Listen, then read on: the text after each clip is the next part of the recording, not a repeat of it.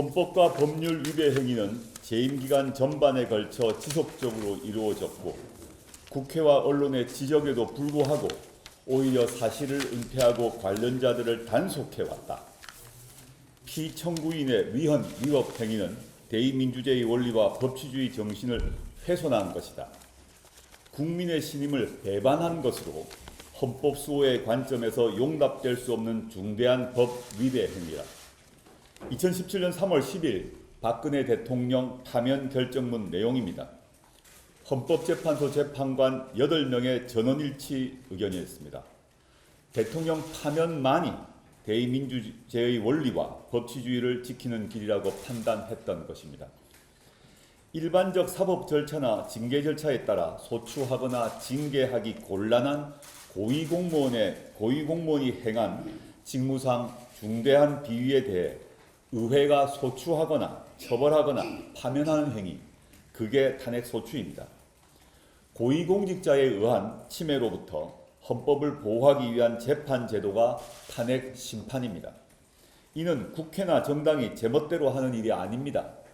대한민국 헌법 65조에 기재되어 있는 내용입니다. 탄핵은 가장 강력한 권한이 있는 대통령에 대해 권력을 오남용하지 말라는 제어 장치이자 잘못했을 때 권자에서 끌어내리는 정당한 수단입니다.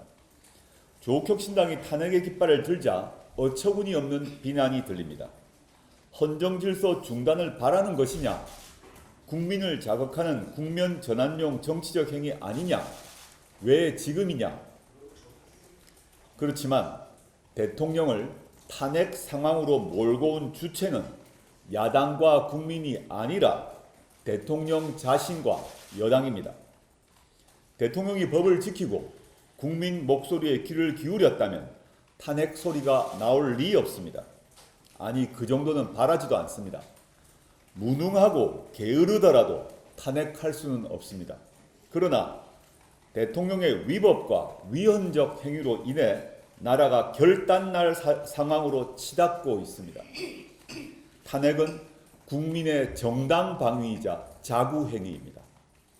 조국혁신당은 헌법과 법률에서 한치의 오차도 없이 탄핵을 준비하고 진행하고 있습니다. 창당 때부터 지금까지 특정 세력이 아니라 국민의 목소리만 듣고 행동해 왔습니다. 민심에 따라 가장 앞장서 행동해 왔습니다. 대한민국 국민은 윤석열, 김건희 공동정권에 수차례 경고하고 심판도 했습니다. 4월 총선에서 여당은 개헌 저지선을 간신히 넘기는 큰 패배를 했습니다.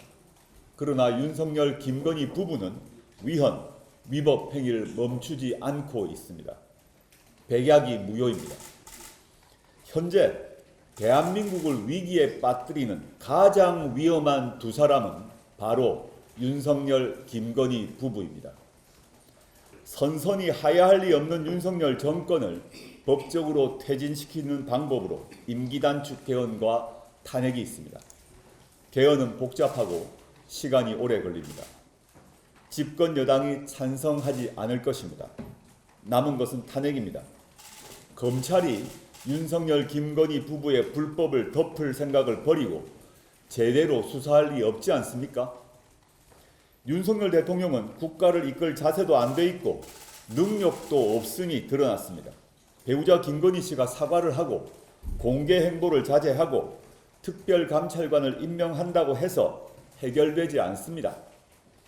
보수도 집권 여당도 현 정권의 실패를 겸허히 받아들이십시오.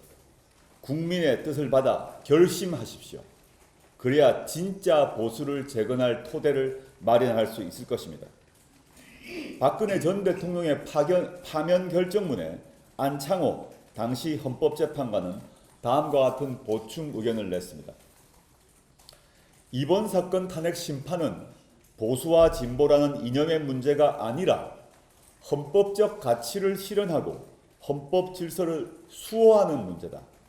파면 결정은 자유민주적 기본 질서를 기반으로 한 헌법 질서를 수호하기 위한 것이며 우리와 우리 자손이 살아가야 할 대한민국에서 정의를 바로 세우고 비선 조직의 국정 개입, 대통령의 권한 남용, 정경 유착과 같은 정치적 패습을 청산하기 위한 것이다.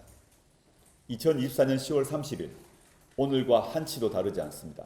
이미 겪은 2년 반으로 충분합니다.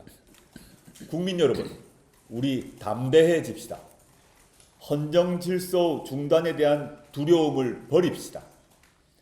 헌정질서 중단에 따른 손실과 두려움을 부정하는 것은 아닙니다.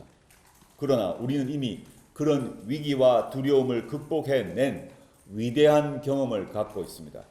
우리와 자손이 살아가야 할 대한민국을 다시 한번 지켜냅시다. 탄핵이 헌법을 지키는 길입니다. 감사합니다.